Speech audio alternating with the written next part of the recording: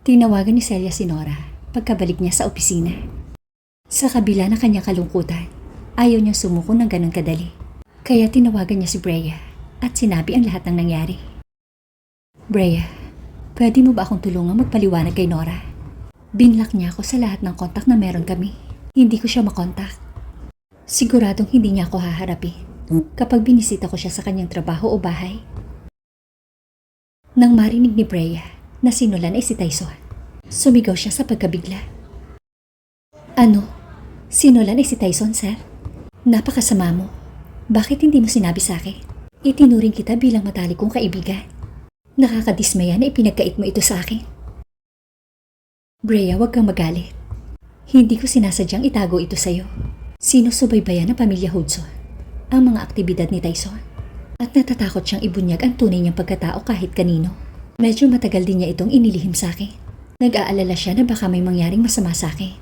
At inilihim ko ito sa'yo dahil nag-aalala akong baka may mangyari sa'yo. Kaya please, huwag kang magalit sa akin. Tumawa ng malakas si Brea nang mapagtanto niya ang pag-aalala ni Celia. Sira, nagagalit lang ako. Kung ikukumpara sa inyo ni Nora, mas close ang bonding natin. Paano ako magagalit sa'yo dahil sa isang bagay na napakaliit?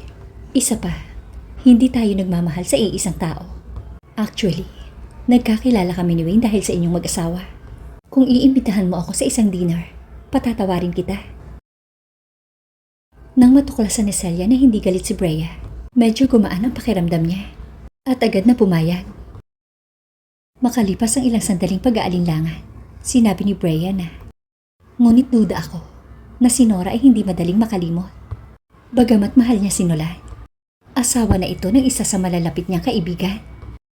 Ipinagpatuloy itong ilihim sa kanya ng kanyang kaibigan at ganun din ang mararamdaman ko kung ako ang nasa pwesto niya. Matapos mag-isip ng ilang sandali, muling nagsalita si Brea. Meron akong suggestion. Kakausapin ko siya. Lumabas tayo at magkaroon ng mapayapang pag-uusap. Anyway, gagawin ko ang lahat para matulungan ka. Tuwang-tuwang napasigaw si Celia. Maraming salamat, Brea. Nang sandaling matapos ang dalawa sa pag-uusap, kaagad na nag-message si Brea kay Nora. Dumating si Tyson sa opisina ni Celia para sunduin siya sa trabaho. Sa kabila ng katotohanan na ito ay ganap na normal sa isang mag-asawa, ito ay nagdulot ng lubos na kaguluhan sa mga empleyado. Kinikilig ang mga kasamahan ni Celia. Hindi napigilan ni Celia ang mamula. Bakit ka nandito? Tanong niya kay Tyson. Sel, na-injured ang paa mo. Nandito ako para sunduin ka dahil nag-aalala ako sa'yo. May mali ba? Isa pa, kailangan nating bumisita kay Lolo sa ospital.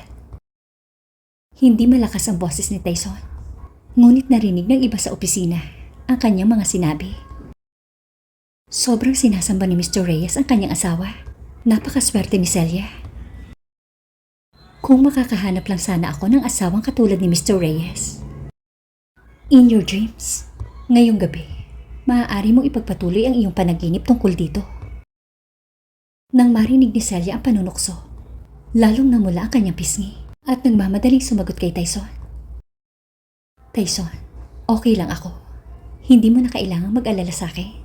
Pero kailangan talaga nating bisitahin ang lolo mo. Dahil sa sunod-sunod na masasamang nangyari, naisugod si Gibson sa ospital. Tinungo nila ang kwarto ni Gibson sa ospital pagkalabas ng kumpanya. Sa wakas, wala na sa panganib si Gibson. Tuwang-tuwa si Gibson nang makita sina Celia at Tyson. Pagkatapos magbatian, ay napalingon siya kay Celia at hindi inaasahang nagtanong. Sel, would you mind going out for a while? Kailangan ko lang makausap si Tyson ng mag-isa tungkol sa ilang bagay. Tumango si Celia nang nakangiti. Sige Lolo, lalabas muna ako. Si Gibson ay palaging nalulugod kay Tyson. Ngunit pagkatapos, ay naalala niya si Mac na ngayon ay nasa bilangguan dahil sa pagkakasangkot nito sa nangyaring car accident sa nanay ni Tyson. I need you to promise one more thing. Matapos mapansin ang pag-aalinlangan ni Gibson, nagtanong si Tyson. Gusto mo bang pakawalan ko si Mac? Tumango si Gibson. Pero huwag kang mag-alala. Ayokong pakawalan mo siya. Nais ko lang na panatilihin mo siyang buhay. At payagan siyang gugulin ang natitirang bahagi ng kanyang buhay sa bilangguan upang mabayaran ang kanyang krimen. Tumango si Tyson bilang tugon sa nagsusumamong mata ni Gibson. Si Mac ay magtitiis ng maraming pagdurusa at gugugulin ang natitirang bahagi ng buhay sa bakal na rehas. Bukod pa dito, si Mac ang tanging legal na apo ni Gibson. Sa kasong iyon, hindi mai-enjoy ni Gibson ang mapayapang katandaan.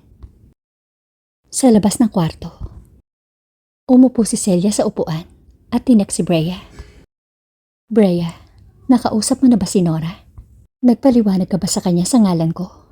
Habang hinihintay niya ang tugon ni Brea, narinig niya ang isang pamilyar na boses.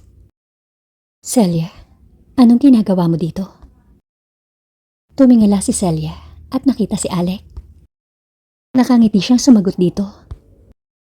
Nasa loob si Lolo at kinakausap si Tyson. Mr. Wagner, mabuti na ba ang pakiramdam mo? Ngumiti si Alec at sinabi, maganda na ang kalagayan ko. Lalabas na ako ngayon sa ospital na ito.